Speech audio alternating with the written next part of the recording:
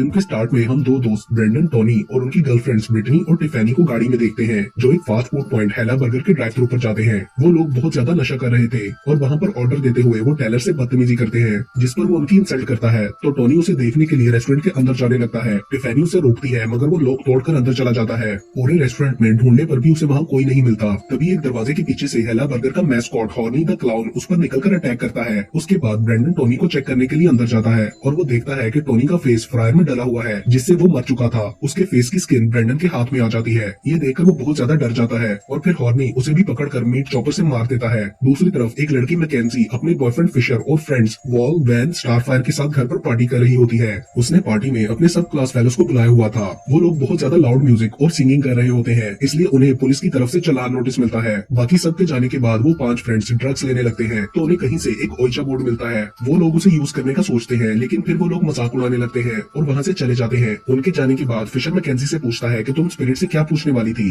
और फिर McKenzie spirit से अपना फ्यूचर के बारे में पूछती है, जिस पर ओइचा बोर्ड उन्हें एक कोड 91KLPL8 का मैसेज देता है जिसकी उन्हें बिल्कुल भी समझ नहीं आती। मैकेंजी उस कोड को हाथ पर लिख लेती है। उसके बाद हम टिफैनी और ब्रिटनी को गाड़ी में देखते हैं जहाँ वो बैक सीट पर रखी अपने बॉयफ्रेंड्स की बॉडीज देखकर डर जाती है। तभी हॉर्नी वहाँ आकर उन्हें भी मार डालता है। अगली सुबह पुलिस वहाँ पहुँच जाती है और उन्हें गाड़ी में कोई डेड बॉडी नहीं मिलती, सिर्फ ब्लड नजर आता है। उस केस पर काम करने के लिए उधर 2 डिटेक्टिव्स क्रॉकर्स और चेज भी होते हैं। एक रिपोर्टर अनीता हिल उस क्राइम सीन को कवर करने जाती है। दूसरी तरफ मैकेंजी के मॉम और डैड घर आ चुके थे और उसकी मॉम मार्शिया उसे चालान की वजह से डांटती है मगर डैड मार्शिया से कहते हैं कि कोई बात नहीं। तभी टीवी पर उसी क्राइम सीन की न्यूज आती है और मैकेंजी को स्क्रीन पर वही कोड नजर आता है जो कि ब्रेंडन की कार का नंबर था। वो ये बात पुलिस को बताने का सोचती है लेकिन उसके फ्रेंड्स मना कर देते हैं और वो लोग इसे एक इत्तेफाक समझकर इग्नोर कर देते हैं। उसके बाद वो लोग स्कूल में होते हैं और मैकेंजी फिशर को बताती है कि पार्टी में किसी ने उसका कैमरा चुरा लिया था। फिर वो कोई गैजेट यूज कर रही होती है तो उसे अजीब से मैसेजेस आने लगते हैं जिससे वो डर जाती है। दूसरी तरफ वॉल ड्रेसिंग रूम में होती है तो हॉर्नी उस पर अटैक करता है। मैकेंजी लैब में होती है तो जेनिटर लेनी उसके पास आता है। वो कुछ अजीब बिहेव कर रहा था और फिर वो उसका कैमरा लौटाता है। मैकेंजी पूछती है कि तुम्हें ये कहाँ से मिला, मगर वो नहीं बताता। उसके बाद मैकेंजी स्कूल में रुककर फोटोज डेवलप करने लगती है जिनमें उन 4 लोगों के मर्डर की भी फोटोज थी।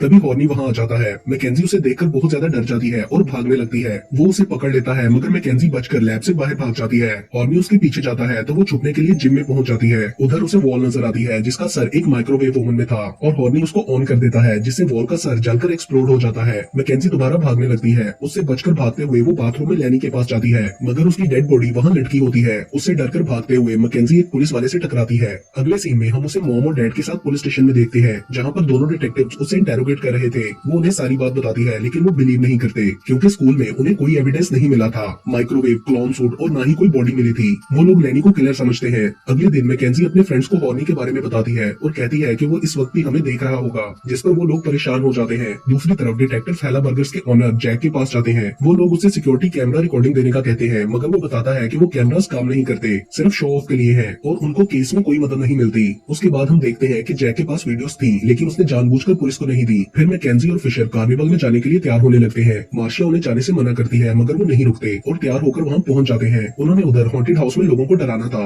वहाँ उनकी अपने स्कूलमेट्स चैड और टीना से बहस हो जाती है क्योंकि उनकी आपस में नहीं बनती थी। उसके बाद चैड और टीना हॉन्टेड राइड में जाते हैं। वहाँ अचानक से लाइट्स बंद हो जाती हैं और टीना को कुछ अजीब फील होता है और फिर लाइट्स ऑन हो जाती हैं। हम देखते हैं कि चैड का सर कटा हुआ था और उसका ब्लड टीना के फेस पर लगा था। ये देखकर वो बहुत ज्यादा डर जाती है। तभी हॉर्नी आकर उस पर अटैक कर देता है और उसे चाकू मार मार के ब्रूटली मर्डर कर देता है। फिशर ने हॉर्नी को मर्डर करते देख लिया था। दूसरी तरफ मैकेंजी अपने मॉम डैड के साथ डिनर कर रही होती है तो वहाँ मार्शिया का old high school friend Bert मिलता है जो कि टीना का फादर था। वो दोनों दूसरे विक्टिम्स के पेरेंट्स को भी जानते थे। उसके बाद स्टारफायर आकर मैकेंजी को बताती है कि हॉन्टेड हाउस टूटा हुआ है और फिशर नहीं मिल रहा तो वो दोनों से ढूंढने जाती है। फिशर उन्हें वहाँ शॉक की हालत में मिलता है। फिर डिटेक्टिव उसे हॉस्पिटल ले जाती है। अगली सुबह मैकेंजी फिशर को देखने हॉस्पिटल जाती है तो मार्शिया भी वहाँ आ जाती है। मैकेंजी उससे नाराज होती है। उसे लगता था वो कुछ छुपा रही है क्योंकि जिन बच्चों के मर्डर्स हो रहे थे उनके पेरेंट्स मार्शिया के ओल्ड हाई स्कूल फ्रेंड्स थे। उनकी बातें डिटेक्टिव चेस सुन लेती है और अंदर बैठे बर्ट से इस बारे में क्वेश्चन करती है जो अपनी बेटी के गायब होने का जिम्मेदार फिशर को समझ रहा था। फिर वो कुछ बताने के लिए तैयार हो जाता है। उधर फिशर बर्गर में कुछ मिलाकर डिटेक्टिव क्रैकर को खिला देता है और मैकेंजी को हॉस्पिटल में एक नोट मिलता है जिस पर लिखा था सी यू एट 4:20। वो डिटेक्टिव को बताने जाती है मगर वो बेहोश होता है। फिर वो गाड़ी में जाती है तो फिशर वहाँ था और वो उसे नोट दिखाती है। फिर वो किसी से उस क्लू के बारे में पूछते हैं जो कि हेला बर्गर के फन प्लेस के पास लिखा था। 420 बॉयज कैरी काउंटर पर ऑर्डर देकर वॉशरूम जाती है।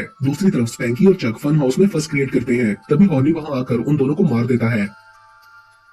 बॉडीज वहाँ से गायब हो जाती है। वापस आने पर कैरी उधर ब्लड देखकर डर जाती है और काउंटरमैन रोबी बेहोश हो जाता है। दूसरी तरफ मैकेंजी घर जाकर मार्शिया से दोबारा पूछती है तो वो उसे बताती है कि जैक बेंजामिन का बेटा आर्ची बेंजामिन मेरा स्कूलमेट था। उसको मुझ पर क्रश था मगर वो बहुत सिंपल सा था, इसलिए सब उसका मजाक उड़ाया करते थे। हम सब उसे बुली और हैरेस करके फन करते थे। एक बार उसकी 18th बर्थडे पर हमने हेला बर्गर में जाकर उसे डराया तो वो बेहोश हो गया। फिर एक्सीडेंटली उधर आग लग गई और हम उसे छोड़कर चले गए जिससे उसकी डेथ हो गई। और अब जैक हमारे बच्चों को मारकर अपने बेटे का बदला ले रहा है। लेकिन मैकेंजी कहती है कि वो जैक नहीं बल्कि आर्ची की स्पिरिट खुद कर रही है। उसके बाद मैकेंजी, फिशर, वैन और स्टारफायर जैक के घर जाते हैं ताकि उससे बात करके किसी तरह आर्ची को रोक सके। उधर डिटेक्टिव्स को भी बर्ट ने ये सब बता दिया था और वो मार्शिया की रिपोर्ट पर मैकेंजी के पीछे जाते हैं। दूसरी तरफ जैक से भी आर्ची की स्पिरिट बात करती है। मैकेंजी और फिशर घर के अंदर जाते हैं तो आर्ची मैकेंजी को एक टॉय के थ्रू हैप्पी बर्थडे कहता है क्योंकि 12 बज चुके थे और उसका 18th बर्थडे था। उसे लगता था कि आर्ची उसे भी आज के दिन ही मारेगा। तभी लाइट्स बंद हो जाती हैं।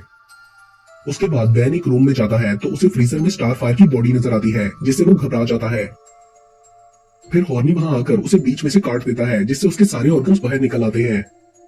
उसके बाद मैकेंजी और फिशर भाग रहे होते हैं तो हॉर्नी उनके सामने आ जाता है और उनके पीछे जाकर उन पर अटैक कर देता है जिससे मैकेंजी बेहोश हो जाती है और फिशर उसका मास्क उतार लेता है मगर उसके जले हुए खराब चेहरे को देखकर शॉक्ड हो जाता है। फिर हॉर्नी उसकी आइज में देखता है तो फिशर की आंखें लाल हो जाती हैं और हॉर्नी उसे खिड़की से बाहर फेंक देता है। उधर डिटेक्टिव चेस को छत पर जैक मिलता है जो आर्ची से छुप रहा था लेकिन वो उसे मर्डर समझकर अरेस्ट कर लेती है। दूसरी तरफ मैकेंजी को होश आता है तो वो हेला बर्गर में चेयर से बंधी होती है और उसके सामने बर्थडे केक रखा हुआ था। साइड चेयर्स पर उसके फ्रेंड्स की बॉडीज होती है। वो डरकर चीखने लगती है। तभी हॉर्नी वहां आ जाता है और उसके मुंह से टेप उतार देता है। फिर उसे अपना प्लान बताकर उसके ऊपर पेट्रोल डालता है और कैंडल से आग लगाने ही वाला होता है कि मार्शिया वहां पहुंचकर हॉर्नी को शूट करने लगती है मगर उसे कुछ नहीं होता और वो मार्शिया के गले को चौक कर देता है। तभी मैकेंजी अपना हाथ छुड़ा लेती है और पॉकेट में से फ्लास्क निकालती है और विस्की का सिप मुंह में भर लेती है। हॉर्नी फिर से एक कैंडल जलाकर मैकेंजी को तंग करने लगता है। तभी वो उसके मुंह पर विस्की थूक देती है जिससे उसे आग लग जाती है और मैकेंजी मार्शिया को होश में लाती है और दोनों उसे जलकर मरता हुआ देखती है। फिर पुलिस उन्हें फर्स्ट एड देती है और चेस बताती है कि फिशर जिंदा है मगर क्रिटिकल कंडीशन में है तो वो दोनों से देखने हॉस्पिटल जाती हैं। वहां पहुंचकर मैकेंजी उसके रूम में जाती है तो फिशर उधर नहीं होता और खिड़की खुली होती है। नीचे फिशर के कपड़े पड़े होते हैं जिससे मैकेंजी समझ जाती है कि आर्ची की स्पिरिट ने फिशर की बॉडी को पोजेस कर लिया है और अब वो उसके थ्रू मर्डर्स करेगा।